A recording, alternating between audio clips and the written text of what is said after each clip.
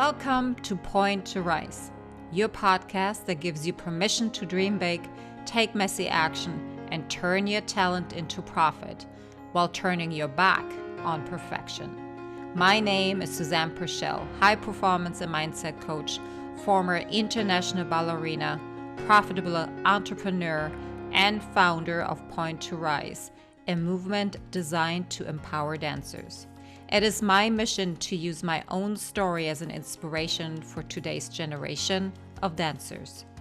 And now sit back, stretch, warm up, or sip your coffee and love learning how much it matters to point at yourself first to rise to all that you are capable of. Thank you, Beth. She changed her voice. I know it's a little smokier. We're so back, finally. I don't know how long it's been, 3 weeks, 4 weeks, something like that. It felt forever. Hi, honey. Hi. Good to see you. Good to be back in your energy. So many things have, I think, transcended over the past 2 weeks. I know you have been on a retreat. Can you just give us a quick, maybe 2-3 minute overview on what that was like and where you're at right now? Yeah. So it was a women's self-discovery retreat. It was in Teton Valley, Idaho, which a state I had never been to.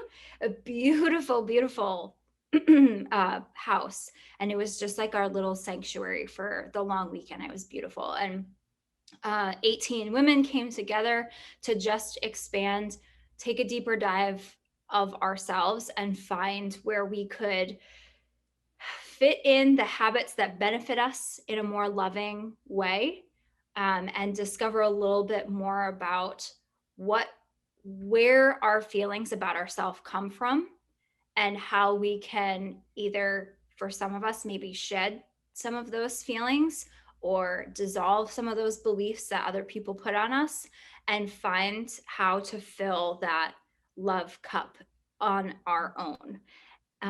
So we can show up.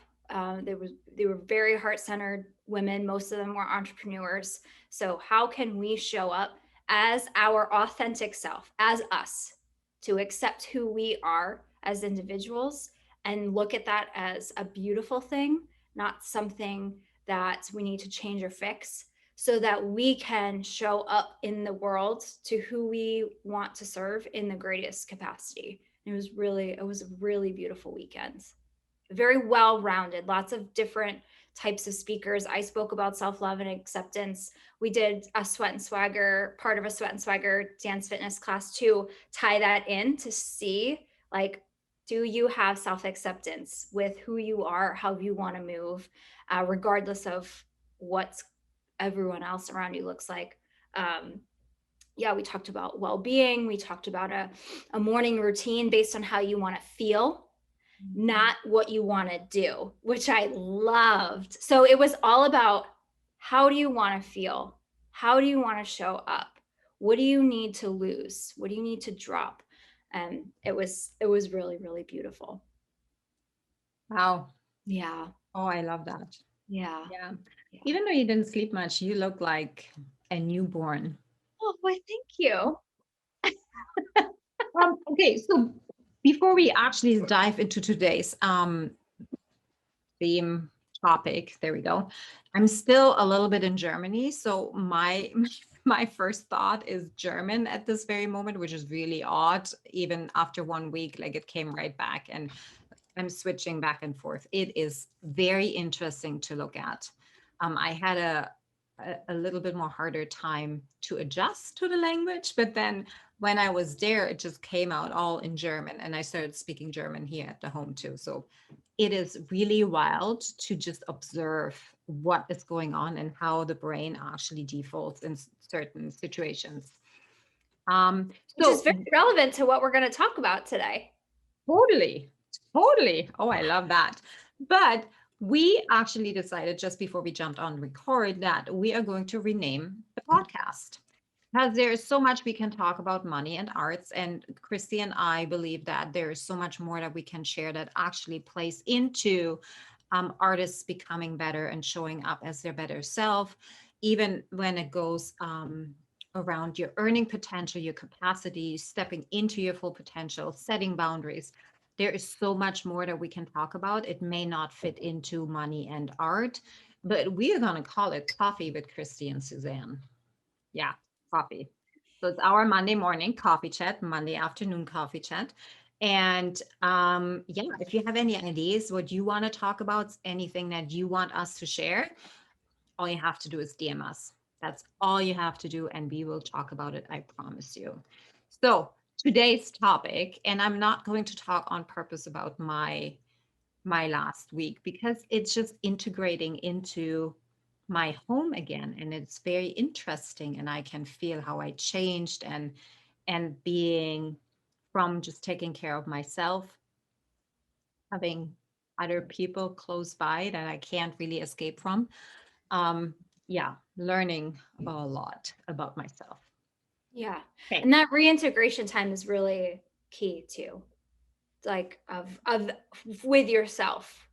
Yeah, Yeah. and not judging, I No, think, like mm, no. yeah, big thing. Mhm. And having the grace of my family, not judging, Yeah. is even more worth. Yeah. I have no words for that. Yeah. So So you just sit in gratitude yeah, and reintegrate, however long that is for you. that's so interesting. This morning, so I hadn't worked out the entire time in Germany. So when I got back into the gym last week, I was not only huffing and puffing, but my body felt like, after 8 weeks of summer vacation, getting back in the studio and rehearsing, I don't know, Swan Lake, a whole second act. Like I could hardly walk. And today is the first day where I can sit down on the toilet without feeling like I need assistance. Um, you know, it's just what Oh, it I is. do know. Yes, I Yeah, you do. do know what that feels like. We all know what that feels like, by the way. Yes. Yeah, we just don't talk about it. Um, and I just realized on how grateful I am actually to be able to feel that way, that I am able to afford going to a workout place where I'm working out with other people, that I have a car to drive to, that I have the food to nourish my body before and after. So I feel the very best when I want to be productive, and using that as a choice, as you said, like really truly getting into a place where I'm choosing how I want to feel. Because I never ever had that in my life before, where I just thought, okay, I'll just feel like crap today. Well, there we go. I nothing I can do, hands off. Just Hmm. somebody else take the wheel, right? But no, it's all on me. Everything is in my hands, and really making that realization more and more and more every single day. Oh, it's not only freeing. I don't know. It's like I would almost call it like that's all I need. That's all there really is. Yeah. Nothing else is needed. Like all of the goals and values and all of that stuff outside there doesn't really matter at all. Mhm. And had I had that confidence and that freedom as a dancer, Mhm. oh my gosh. Yeah. You know, the way that we could have created differently Yeah. and served differently. So Yeah. what are we going to talk about today? Well, so we had a really interesting speaker touch my heart in a very memorable way there. I would say it was I had a very quick and uh, kind of a large release immediately. It was one of those where it was one thing was said, and it was the literal next second I was bawling, not even like watery eyes, whatever. It was just like someone pushed a button and it rushed out, which was great because it needed to just get out, and then it was done. 60 seconds later, it was done. So she was talking about the relationship between money, pleasure, and yourself, Mm. and where these feelings between all three of them tie in, because you might not think that they sound like things that naturally like correlate. You might think that you have different opinions of each one, because I sure did when she started talking. I didn't think that I had the same correlation between the three. So she did an exercise, and this is where the release came from. So if you're driving right now and listening and you think that this is something that you'd like to do yourself, go back and sit with a journal or something to write down the answers that pop up when I ask these questions. And they come immediately. So it's not something you really have to reflect on. It's like we all can finish this sentence right away. So if you aren't driving and you want to get a notebook, go grab a pen and come back. So first is, I'm going to give you some prompts and I want you to fill in the blank. So what my mom said about money when I grew up. Was that money is, Yeah. sorry, Nope. do you want me to? Because fill in the blank. So Susanne she's so graciously volunteered to be vulnerable and answer hers aloud. So you reflect and write, and Suzanne's going to share hers too, because that's beautiful. So your mom said about money. It doesn't grow on trees, that there isn't enough. I'm terrible at managing money.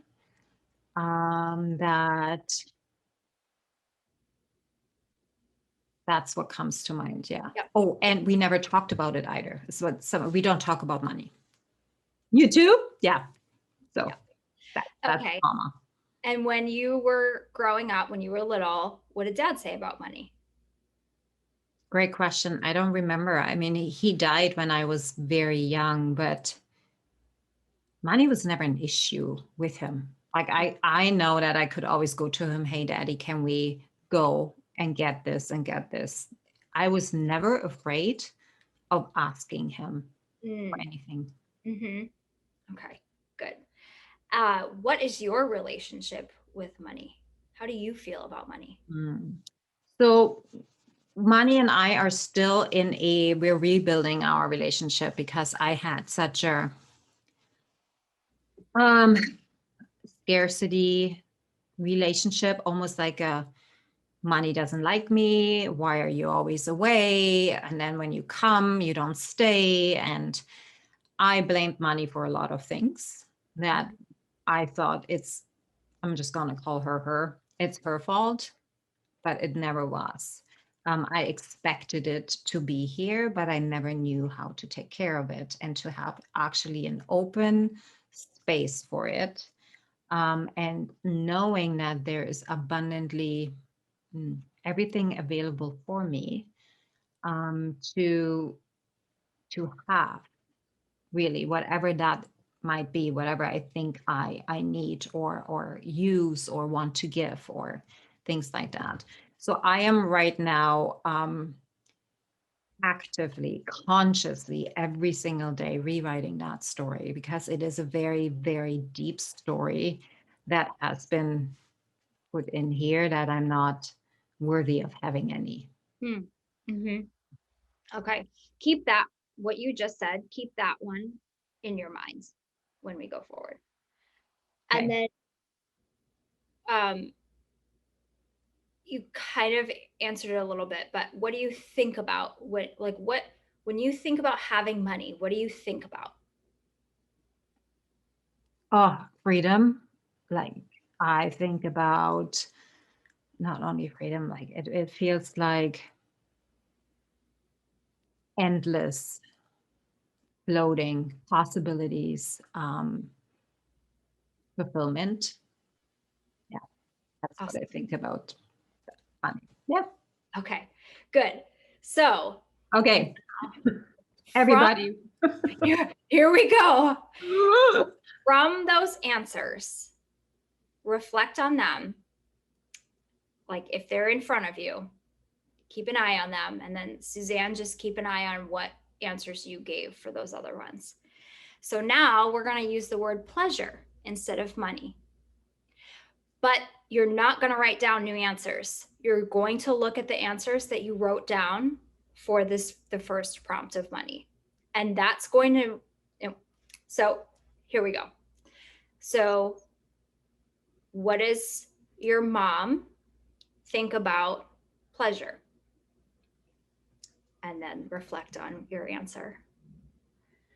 What does your Wow. dad think about pleasure? And take a look at that answer. What is your relationship with pleasure? And then what do you think about when you think about pleasure? Mm. Yeah. Yeah. This part made me laugh because it answered a lot of questions for me immediately of what I've had to like learn based on the answers from money. So Can did it we? up for you? Yeah, let's so when I think about pleasure, when we talked about it, it immediately brought up like, oh, what do you mean by pleasure? It's like Mhm. me feeling good. Is that pleasure? Me spoiling myself? Is that pleasure? It's like I don't even know at this very moment, as play perhaps would say, or mean for me right now. What does pleasure mean? You know, Well, feeling great? I don't know. yeah. So that's a big one. And thank you for sharing that. So I it's I think for our joy and peace and happiness, we have to know what pleasure is for us. Is it sex? Because it might be, or hopefully part of it. Is it things that make you feel joyful? Is it, and what are those activities? What are those activities that really bring you pleasure? That is just about like just in your world, what brings you pleasure and joy and happiness and ecstasy and bliss? It's all there. And if we're blocking out, this was an hour speech. So she also did go into like more of the even sexual pleasure too, that if we hear that, even that, and go that there's an energetic Mhm. block, and we're blocking ourselves from a natural feeling, and that's a whole other depth, but it comes from what we're going through right now. It started real early about what our environment had us believe about that topic. So if pleasure, you're like, if you're thinking about it and you felt similarly and said, well, what do you mean by pleasure? I don't know. Then after this podcast, sit down for 5 minutes and think about, just make a list, dump it out of your brain or out of your heart, not out of your brain, out of your heart. What Yeah. brings you pleasure? And how can you tap into that more? Okay, you ready? Okay, so I think, can I just Yeah. because this brought up what does, like, on a surface level, pleasure for me means being completely or feeling complete in the moment, not wanting the moment to end. Uh-huh. Yeah. Yes. That's pleasure for Yes. me. And how I find these moments, it can be through a meditation, it can be through a walk, it can be making love, it can be anything really. Anything that lights me up. Yeah. So Yeah. that's, yeah. And That's can I just say that definitely never heard or were given the permission to for sure. feel that way ever. Yeah. Yeah. Or I don't, feeling worthy of it. yeah. And you're definitely not alone. No, no, no. Did you see my hat? Yeah, I love it. I love it. I need it. Yeah, oh gosh, we all do. Yeah. My hat says self-worth, just Yeah. for the podcasters. Oh, yeah. If you're not watching this on YouTube, come on over. However. All right, are you ready for the last one? Oh, gosh. Yeah. Okay. So, same thing. You're going to reflect on the answers based on money. You're not going to write anything new. You're just going to look at what you wrote or what you said. What does your mom say about, or what did your mom say about yourself?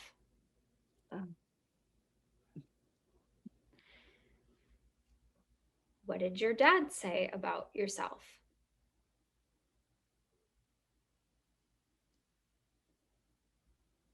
What is your relationship with yourself?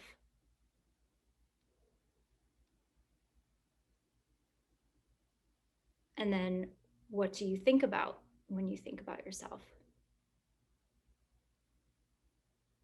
Mm. And that's where that great release came for me, was this section.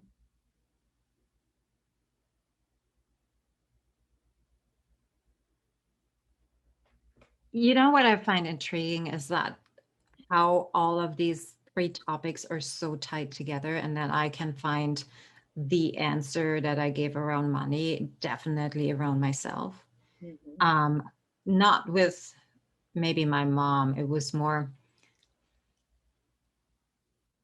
I find that our parents, and I am so spreading the butter over the whole bread here, but it's just down talking, Yeah. looking at, I think it was Gordon and I, we were looking at our 17-year-old and said, man, I can't believe we made this. Yeah. You know, I can't believe you're here. We are here now. And I just felt this gratitude, and I have so much pride. Mm. And he gets uncomfortable with us letting him know that we're so proud of him and who he is becoming and how far he's already gotten, and all of him. And we do that with all our children, but our parents never did that with us. Yeah. Like, I always felt, and I'm saying always on purpose because that's the truth, I always felt I never measured up Mm. to what their expectations were, or what they wanted us to be, or who we needed to be in order to um, be accepted, or, and I still see it in my relationship, perhaps with my sister, my brother-in-law, or even with my in-laws.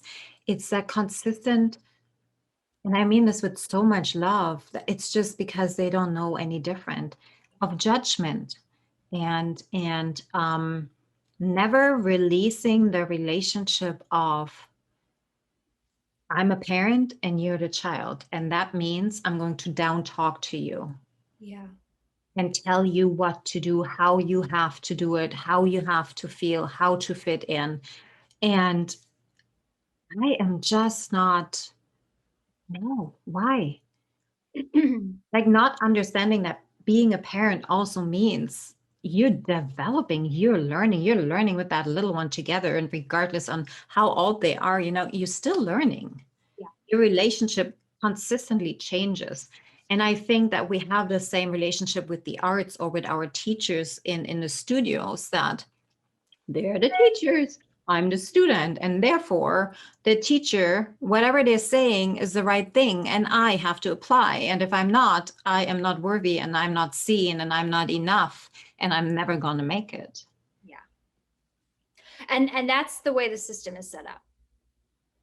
Personally, I think. So it's how the system is set up, but a system never works if we don't apply it. Correct. Yeah. Right? If we're not living within that system. So Yeah. really, having a system in place is only as good as, or as long, it will only work as long as we believe in it, and as long as we continuously follow the steps and the param- param- parameters. That is a really the outlines of it. Yes. There we go. Yeah. Yes.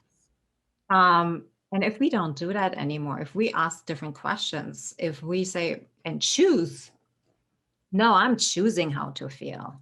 I'm going to look at all of my answers, and I'm going to look, and how is this fitting together? And what if I would actually think I am worthy? If I actually believe that money is great, and yes, I am allowed to find joy and pleasure in my life, because it's not something we don't talk about. Like, quite honestly, when I heard pleasure, I'm like, oh, that means sex. That means making love. That means anything sexual. And I'm not talking about this, because we don't talk about sex and money at all. That was really truly what's coming in. And for you, that maybe feeling the same way right now. If you're about to turn off this podcast because I said the word sex, great, do it. But also see it as an invitation to something leaning into it. Maybe it's not appropriate for you to look at right now, but see it as something that, hey, maybe that's something that we need to lean into Mhm. because it's not wrong. Right. And And if it's not something it's time for, there are a lot of other things that bring you pleasure besides that, yeah, and focus on those first. exactly. There's layers to everything, and there's layers to pleasure, and one of her biggest things is that women thrive in pleasure. And that doesn't mean just sex. That means in when you are sparked by something and something lights you up, we are born to be creative and vibrant, and like as women we have that feminine energy that like thrives off of that. So find the things that bring you pleasure, and it's a layered thing. So if that layer isn't time to be discovered, the whole thing doesn't have to get dismissed. Just start with does your morning cup of coffee steaming in your hand bring you pleasure? Awesome. Put that down. And then, start slow. All of this is such a journey. This isn't something Susanne and I just yesterday were like, you know what? I don't feel good about myself, and let's just be here. It's not. So it's a journey, and Oh allow my gosh. yourself the grace of taking the steps. So if you're not used to bringing yourself joy or pleasure in any way, that's just a starting point. I think this is a whole nother topic, There actually, is.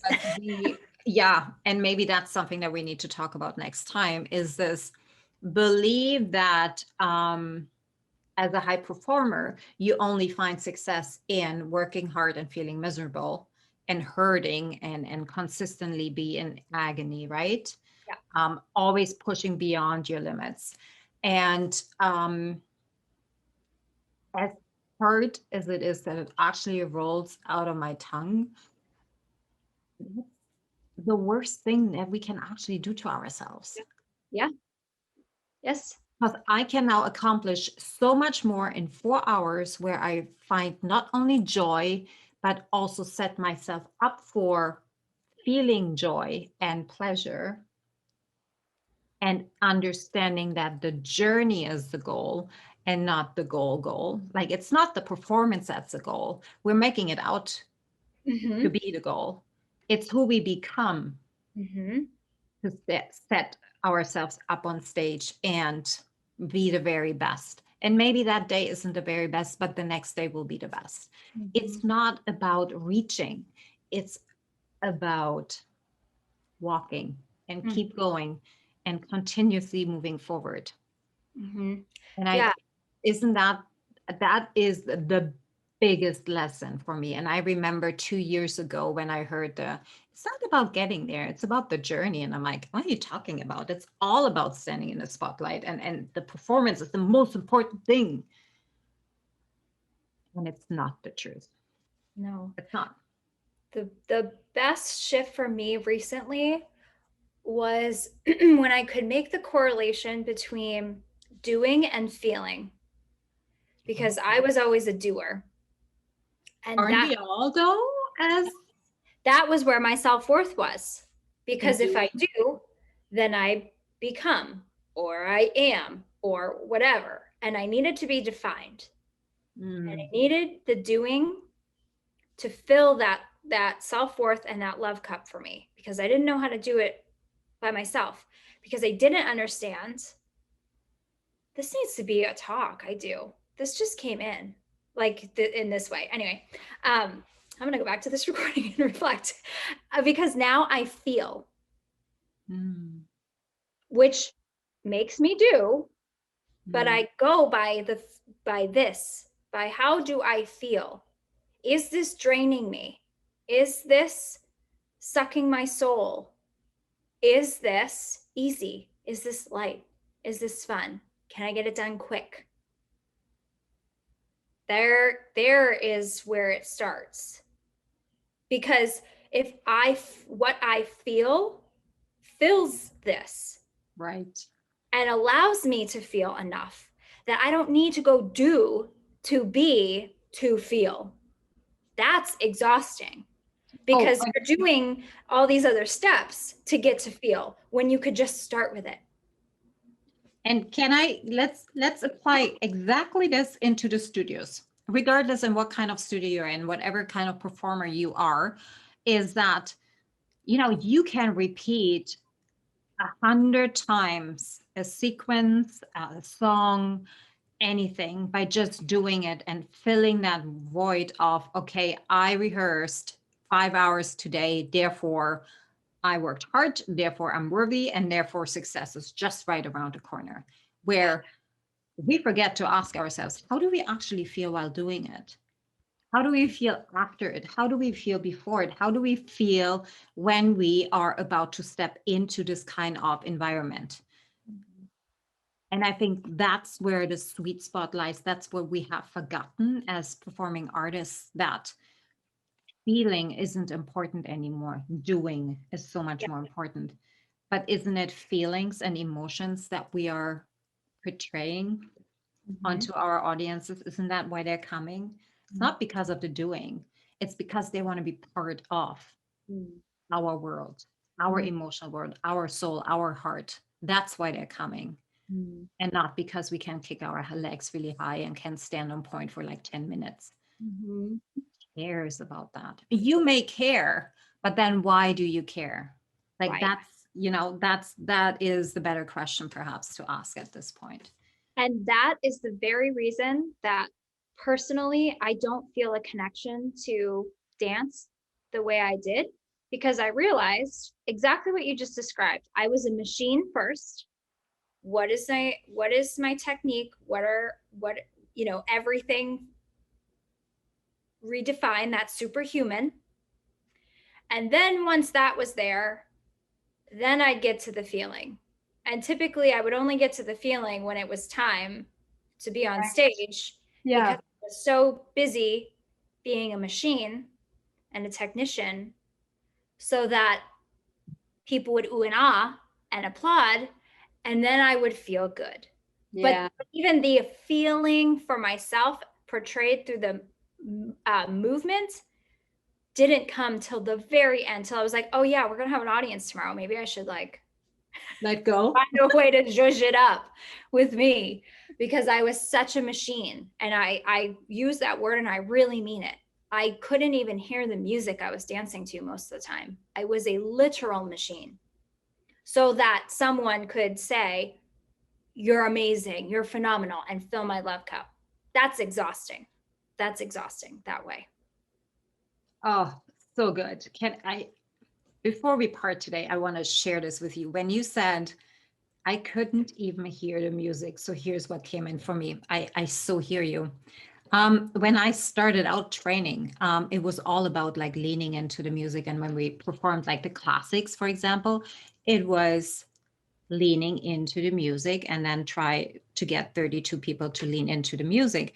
However, we managed. That was the old Russian approach. And then Balanchine swapped over to Europe. And all of a sudden we started counting every single beat. And I'm like, what? Like this is too busy for me. And yes, I could not hear the music anymore. I was so occupied with, okay, right arm here, left leg there, on 3 and 3.5. I have to do this, and then 4. And Balanchine's music, or Stravinsky and whatever he used, sometimes was really hard.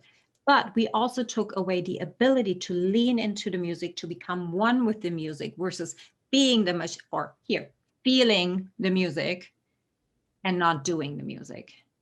Yeah. And we were doing the music, we were not feeling the music. And that is, I was so shocked. It completely threw me off. I didn't even know. I was so exhausted because I was doing, I wasn't feeling anymore. Mm-hmm. And I don't want to blame Balanchine here, George. Really not. For all of you George Balanchine lovers, not blaming it. It was a new thing back then. It's great, and it served the industry for as long. But what we're saying is that it is imperative that we're actually going back to feeling versus doing. And that's where we are going to see a huge shift in the art forms, all performing art forms itself, if we start feeling it again, and not just on stage, but that we're practicing and giving room to practice feelings, regardless on what's coming out, that we're not afraid of showing our feelings, that we're courageous enough to be vulnerable in the art that we're creating and in the person that we're becoming and want to be, um, and stop doing what other people want us to be. Amen. Amen. Oh, I'm so glad you're back.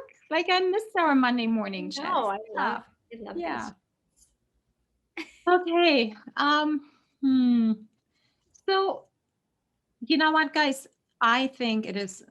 I really want to encourage. We really want to encourage all of you to go through these questions.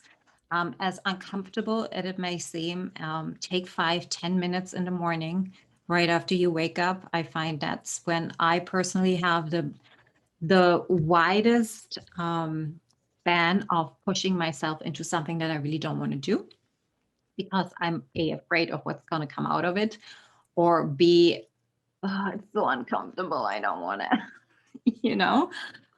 It is so worth it. I'm going to do it, see what else comes up. I actually realized that some of the answers didn't come in because I have pushed them down so far, afraid of releasing them, without even remembering. Right? Yeah. So maybe this is a week-long task. You know, maybe it's 2 weeks. Who cares? There's no judgment here. Do this for you, not for anybody else. What did I hear this morning? Joe Dispenza said, self-knowledge is self-empowerment. This is how you can start with, you know, discovering who you are and what your beliefs are and your thoughts and how you work and your triggers. That's power. Yeah. So do it and share with us. I want to know. I want to know what comes up. Like it's, yeah, intriguing. Any last closing words, my darling? No, what you just said was like, you wrapped that up so beautifully. There's just so many layers to discovering ourselves and our self-worth and our how to find love within ourselves when we've been so used to looking at the outside world to help us do that. I've said it before, my onion that I've been peeling back for over 4 years is very large, and there's so many different topics of working through that this is something, if you can do anything when you start working on yourself, is to first just give yourself grace. Give yourself grace of whatever comes up, and know that you're not alone in it. Know that everybody feels like this for different reasons, and we have different things that have happened in our lives that have led us to where we are now.